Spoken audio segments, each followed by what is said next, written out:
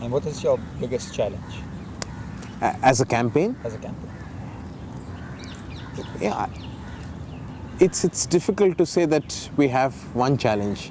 There are enormous challenges, and I would say these challenges are part at the level of ideas and visions, which is, I think, the most important challenge, where you see, as I was just saying, that the government of India and in fact the entire political spectrum has a consensus around the neoliberal framework. So we are going to look at a scenario where you see more and more of privatization of health, privatization of education, even basic services like this, even water. And that's going to be a huge challenge. So how do you counter the hegemony of these ideas? That I think is a very big challenge. On the other hand, I would also say that there are huge governance deficits at the level of implementation. We don't work directly so much at the level of implementation, but there are huge deficits.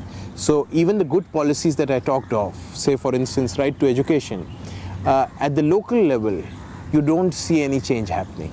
Because at the local level, the implementation is either so weak or non-existent that people continue to suffer. They'll not be able to get access to universal primary education. So that's again a huge challenge. And then the third broad challenge is this in a scenario like this, how do you bring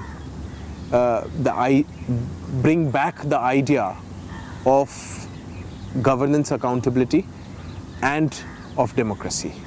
So particularly with the Naxal movement in this country, and on the other hand this whole discourse of national security and terrorism, the space for democratic action has shrunk drastically.